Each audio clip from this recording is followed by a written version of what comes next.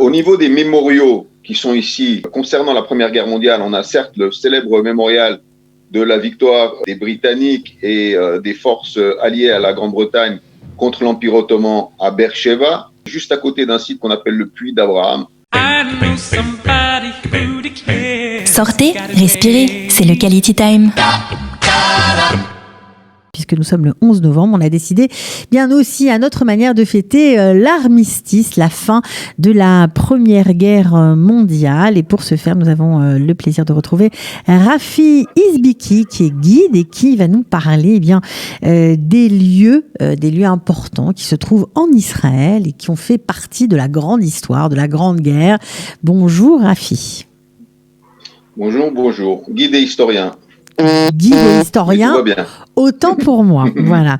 Alors, ravi de vous retrouver ce matin. Alors, c'est une chose dont on ne parle peu, en fait, et je ne sais pas si c'est très visité, si les touristes, lorsqu'il y en avait, vous demandaient d'aller visiter ces lieux, mais a priori, ils sont quand même d'importance et il mérite qu'on s'y attarde, Rafi. Oui, alors bonjour à tous d'abord, ça me fait très plaisir de retourner sur Studio Qualité, excusez-moi de parler un petit peu. Alors, pour répondre à vos questions, ces sites sont beaucoup moins visités, il y a à cela plusieurs raisons. Un touriste qui vient pour une période déterminée, donc il vient pour une semaine, si c'est un touriste chrétien, il aura ces lieux privilégiés ou d'importance première, si c'est la première fois qu'il vient certainement, même si c'est la seconde ou la troisième fois. Si c'est un touriste juif qui vient, par exemple, avec sa famille, qui va résider une semaine à Tel Aviv ou à Netanya, il voudra faire une journée Jérusalem, une journée Mer Morte, par exemple, ou éventuellement la Galilée, le Golan, ou quelque chose d'un peu plus fin. Des excursions à thème, ça concernera plus le public local. Donc les Israéliens qui ont grandi ici, ou des francophones qui ont grandi ici, donc qui sont venus ici relativement tôt, et qui ont fait des excursions dans les cadres scolaires, par exemple, ou alors ce qu'on appelle des Vaad Ovdim, des comités d'entreprise qui, eux, ont des thèmes bien spécifiques, parce que eux, Masada, ils y sont déjà allés 20 fois, Qumran aussi, etc. Et à ce moment-là, on peut avoir ces sites de la Première Guerre mondiale qui intéressent effectivement un public bien ciblé. Voilà. Alors, les sites que j'ai choisis sont au nombre de 3, puisque ce que j'ai bien compris, j'ai à peu près 10 minutes. Donc, on peut rester un petit peu plus longtemps ensemble, pas de problème. Mais, pas de problème. Allez-y. D'accord. Alors, okay. Quel site avez-vous choisi ? Alors, j'ai privilégié, en fait, j'ai fait la région du sud de Jérusalem et du nord, en privilégiant en premier le sud. Alors, on va peut-être commencer par la fin, puis après on commencera par le début. Au niveau des mémoriaux qui sont ici, concernant la Première Guerre mondiale, on a certes le célèbre mémorial de la victoire des Britanniques et des forces alliées à la Grande-Bretagne contre l'Empire ottoman à Beersheva, près de ce qui était l'ancienne gare de Beersheva. Aujourd'hui, ils ont refait cela très très bien. C'est juste à côté d'un site qu'on appelle le Puits d'Abraham. Peut-être que c'est là où Abraham, effectivement, puisait de l'eau ou a conclu le pacte avec Abimelech. Donc juste à côté, il y a également une stèle au nom au souvenir de cette victoire britannique et consort lors de la Première Guerre mondiale. Le deuxième site, ce sera le cimetière du Mont Scopus à Jérusalem, et on essaiera de comprendre pourquoi les Britanniques enterrent sur place et n'emmènent pas leur corps en Grande-Bretagne, chose qui chez nous est pas seulement privilégiée mais sacro-sainte. Et ensuite, on parlera un peu du Nord et en fait de ce que les Anglais voulaient être une expansion en Syrie, éventuellement au Liban, et pourquoi et comment. Alors, commençons par le Sud. Alors, il est bien clair que le canal de Suez est quelque chose qui est toujours très, très important. N'oublions pas que dans les guerres israéliennes, on a 2 guerres, d'accord ? Dans le canal de la fermeture du détroit de Tiran et du canal de Suez sont la cause de ces guerres. On parle de la campagne du Sinaï en 56 et de la guerre des 6 jours. D'accord ? Ce sont les 2 motifs. Alors, peut-être on commence par ce qui s'est passé. Pourquoi l'ouverture des feux de la Première Guerre mondiale ? Le 28 juin 1914, François Frédéric, Franz Friedrich, comme on l'appelle en Autriche, le ducasse autrichien, qui est donc l'héritier de ce qui est l'Empire austro-hongrois, est assassiné en Serbie, Herzégovine de l'époque. et l'Allemagne, l'Autriche et consorts vont en fait attaquer pratiquement tout le reste de l'Europe. Et c'est ce qu'on appellera la guerre des tranchées. Voilà. Entre parenthèses, j'aimerais juste dire quelque chose qui n'a pas de rapport avec la campagne du canal de Suez, etc. Mais puisque Studio Kalita a certainement un public à majorité juive, je m'imagine, alors on va dire quelque chose quand même assez intéressant pour nous. À peu près au début de la Première Guerre mondiale et un peu avant, et pour la France encore bien avant, les Juifs sont déjà acceptés dans l'armée. Et on peut avoir donc un Juif français qui combat contre un Juif allemand. Et alors, lorsque l'un doit tuer l'autre, ce qui est évidemment de toute façon une guerre, c'est terrible. Et pendant la Première Guerre mondiale, les gens sont morts comme des mouches. Je viens de finir un livre sur le général Rommel, qui est également lié à cette région-là, qui est à l'époque capitaine, la façon laquelle il essaie de conquérir les Alpes italiennes. C'est des combats horribles, très très durs au niveau militaire.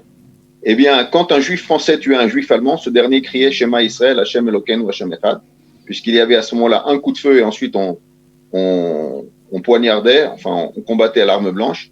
Et c'est comme ça qu'un juif savait qu'il avait tué un autre juif. Je ferme la parenthèse. C'est juste comme ça. Et donc, à partir du 28 juin 1914, il y a en fait 4 fronts sur lesquels Allemands et Autrichiens vont combattre. En 1915, en juillet 1915, les Turcs amènent des divisions de réservistes près du canal de Suez pour essayer de le fermer. Les Britanniques comprennent qu'il y a anguille sous roche et vont décider d'ouvrir un 5e front qui est le front du Proche-Orient. Et maintenant, il faut comprendre quelque chose. D'abord, le canal de Suez est très important au niveau commercial. D'accord ? Si vous allez aujourd'hui à Eilat, vous savez qu'en Israël, on voyage principalement, on roule principalement en voiture d'Extrême-Orient, japonaise, coréenne. Vous verrez que sur le port d'Eilat, il y a énormément de voitures de ces régions-là. Donc, tout le flanc commercial est important. On a d'autres preuves. Les Nabatéens, par exemple, partaient de l'Arabie Saoudite jusqu'à Gaza. D'accord ? On va voir qu'un autre front de la Première Guerre mondiale, c'était Gaza, Tel Aviv, ou Gaza, les sources du Yarkon, parce que l'eau est quelque chose de très important. Donc, on a l'accès à la mer Rouge, donc c'est l'eau. Et puis, pendant longtemps, on pensait également qu'il y avait peut-être du pétrole là-bas.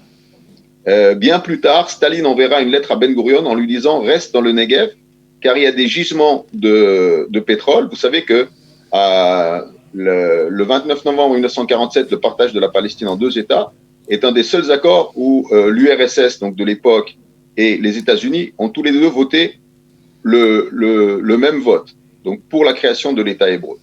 Et donc les Britanniques, avec quelques alliés anglo-saxons, on vous rappelle que juste après le Commonwealth va voir la naissance, donc on parle de la Nouvelle-Zélande et de l'Australie, et oui, ils sont venus depuis là-bas pour cela, eh bien, vont attaquer 2 divisions de fantassins ottomans, et en les prenant en étau, ils arrivent en fait à bloquer le canal de Suez. Les Turcs vont être extrêmement en colère, et ils vont essayer de bloquer l'accès pour Jérusalem et surtout, ils vont essayer de concentrer leurs forces également dans le nord pour qu'il n'y ait pas de problème sur ce qu'on appelle le croissant de la Mésopotamie, c'est-à-dire l'Irak et l'Iran d'aujourd'hui. Et la bataille va faire rage pendant 2 ans et demi, pendant 2 ans et demi, et finalement, dans un combat décisif à Beersheva, pas loin de là où il y a la stèle, les forces britanniques vont gagner finalement la guerre. Alors la stèle, vous nous parlez de l'image avec ce cavalier sur le cheval, c'est celle-ci. Hein. On va la revoir en image. Exactement. Alors juste, j'aimerais vous dire quelque chose à propos de ça, parce que ça aussi c'est intéressant. Alors on la voit à l'écran, l'image. Voilà, donc juste pour vous dire qu'à l'époque, les combats, c'était des combats à cheval. Donc il n'y avait pas de blindés, ou pratiquement pas. Il y avait des vieux canons. L'aviation, c'était au tout début. Et pourquoi je vous dis ça ? Parce que dans un autre contexte qui n'a aucun rapport avec cela, mais quand même c'est très important à comprendre, d'accord ? Lorsque l'Allemagne a conquis Varsovie et la Pologne, l'Allemagne avait déjà des tanks qu'ils appelaient des Panzer, et les Polonais étaient à dos de cheval. Donc vous imaginez que même 30 ans plus tard, il y a encore des armées qui n'ont pas de blindés. Bon, on parle d'un pays qui était plus ou moins nouveau. À l'époque de la Première Guerre mondiale, on combat à dos de cheval. C'est finalement pas très loin, il y a 100 ans de cela, d'accord ? Eh bien, les combats étaient encore comme cela. Donc, effectivement, c'est la stèle que vous montrez ici. Et l'armée ottomane est défaite à Beersheba. Et en fait, c'est ce qu'on appelle la campagne du Sinaï. Et on a Ferhat Pacha, le gouverneur turc ici, abdique. Et en fait, le sud va être pris à ce moment-là. Et tout ce qui est le canal de Suez, l'Égypte, Israël, bien sûr, va être dans les mains des Anglais. Il n'y a pas encore de Jordanie, d'accord? La naissance de la Jordanie, c'est en 1923. J'ai donné une conférence entière chez vous sur la Jordanie, donc on peut se référer à cela. Ça, c'est pour la petite histoire. Alors ça, c'est pour le sud. Maintenant, on passe à Jérusalem. Alors justement, on a une très belle photo que vous nous avez envoyée avec une espèce de pont en pierre. On se demande exactement de quoi il s'agit. Il y a de l'eau qui passe en dessous. On est où là? Non, ça c'est dans le nord. On va aller ça, c'est le nord. Plus tard. D'accord, ok. Faisons ça en ordre chronologique. Alors, si je ne vous l'ai pas envoyé en ordre chronologique, mais je crois que je l'ai fait. D'accord, donc ça c'est le nord, on va y revenir parce que c'est vraiment une très belle image, mais plutôt Jérusalem. Alors Jérusalem, allez-y, racontez-nous quel est le lieu qui a été... Alors la photo qui est adéquate, c'est le cimetière. Alors maintenant, il faut expliquer quelque chose. Ok, il y a un combat sur trois fronts ici. Le sud, le centre et le nord.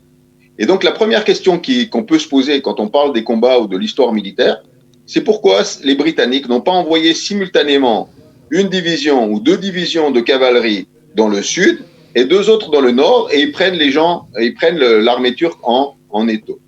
Alors la réponse, elle est simple. Toutes les forces turques étaient concentrées vers le canal de Suez. Ok, c'est pas du tout. Il faut comprendre que la stratégie militaire de la Première Guerre mondiale, c'est pas comme la stratégie militaire aujourd'hui. Vous comprenez? Bien sûr. C'est-à-dire aujourd'hui, quand on a, je vous donne un exemple, deux gisements pétrolifères qui sont très importants, eh bien, on va envoyer des avions dans un endroit et dans l'autre. Peut-être pour faire également un divertissement, on va envoyer une troisième escadrille d'avions de l'aviation dans un autre endroit pour faire divertissement, pour tromper l'ennemi. Et c'est comme ça que ça se passe. À l'époque, il n'y a pas de moyens technologiques comme aujourd'hui. Il y a des espions qui sont envoyés comme dans les anciens films, Mata Hari ou tout ce que vous voudrez, d'accord, qui vont là-bas, qui espionnent, c'est-à-dire qui s'immiscent dans la foule et ils essaient de savoir ce qui se passe. Il n'y a pas il y a aucun moyen sophistiqué comme aujourd'hui. Donc, c'est très, très difficile pour un Britannique qui est en Grande-Bretagne, par exemple, même s'il est général, de prévoir ou de savoir comment est-ce qu'on fait un combat, d'abord sur sol ennemi, où le climat est tout à fait différent. Faire un repérage, ça coûte très cher et donc c'est très compliqué.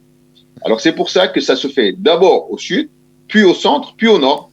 D'accord? Comme si vous faisiez une excursion. Exactement, donc par étapes. C'est pas tout en même temps comme on pourrait le faire aujourd'hui.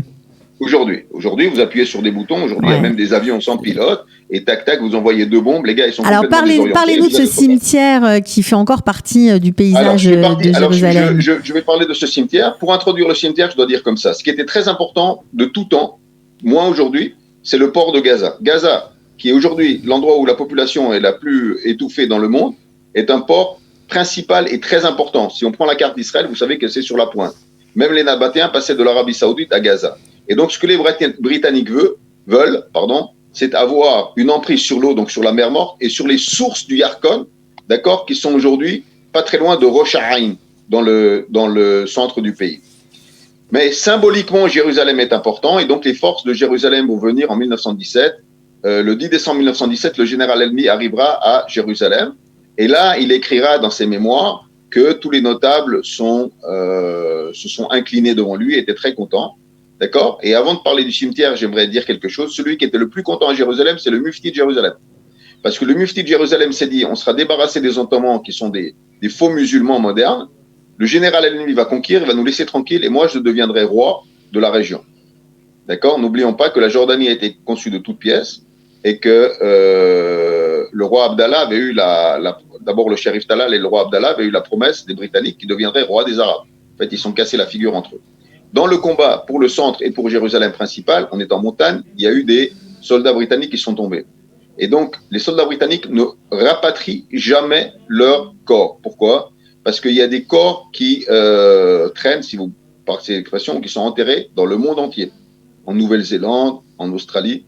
Et donc, il y a ce cimetière sur le mont Scopus, qui est quelque chose de très symbolique en tout temps, à côté de l'hôpital Hadassah Hatzofim, conçu par Henrietta Szold, cette fameuse infirmière. Et dont tous les étudiants qui vivent au Méonote de l'Université de Jérusalem, on l'a vu sur le cimetière. exactement, et l'université hébraïque, donc conçue le 1er avril 1925. Et donc, c'est là-bas, et on ne déterre pas les corps britanniques. Chez nous, rappelez-vous, sur le chemin de Philadelphie en 2004, il y avait eu des corps qui étaient... donc, les forces du Hamas ont tué des soldats israéliens. Les Israéliens sont revenus avec des petits blindés sur ce champ miné pour pouvoir récupérer, pour pouvoir ramener les ossements des soldats tombés à leurs proches parents, parfois sûrement à leurs parents. D'accord ? Donc, il y a une conception et une mentalité qui est tout à fait différente. Ouais. D'accord ? Alors, chez nous, il y a une troupe entière qui revient pour ramener un corps. Rappelez-vous, sur le Mont d'Or, on avait 3 soldats, Adi Avraham et encore 2 autres, plus un colonel Tenenbaum. On a dû libérer à peu près 300 prisonniers du Hezbollah pour ramener 3 corps et un colonel qui, heureusement, était encore vivant. Donc on comprend que ce cimetière existe en raison tout simplement de ce fait qui est toujours d'actualité pour l'armée britannique. On ne déterre pas les corps. Ok. Exactement. N'oubliez pas que l'armée britannique est une armée expansionniste à l'époque, d'accord ? Qu'ils ont conquis le Commonwealth. En fait, ils sont divisés un peu le globe entre anglais et français. N'oubliez pas que jusqu'à aujourd'hui, quand les Américains sortent dans une guerre, parce que c'est encore la dernière armée qui sort vraiment à des guerres. Justement, hier, j'écoutais un interview du docteur Reiser, spécialiste de la Shoah, qui disait que l'Europe aujourd'hui, la conséquence de la Shoah où il y avait des pays fermés, c'est la grande Europe où tout est ouvert, on peut passer de Grèce en Allemagne sans frontières, etc.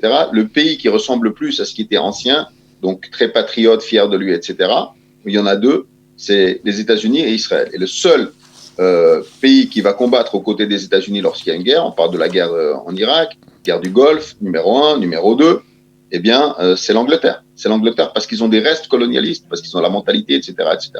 Donc ça, c'est à ce propos. Maintenant, on va parler peut-être, pour terminer, du petit pont sur lequel vous avez louché. Voilà, on va regarder.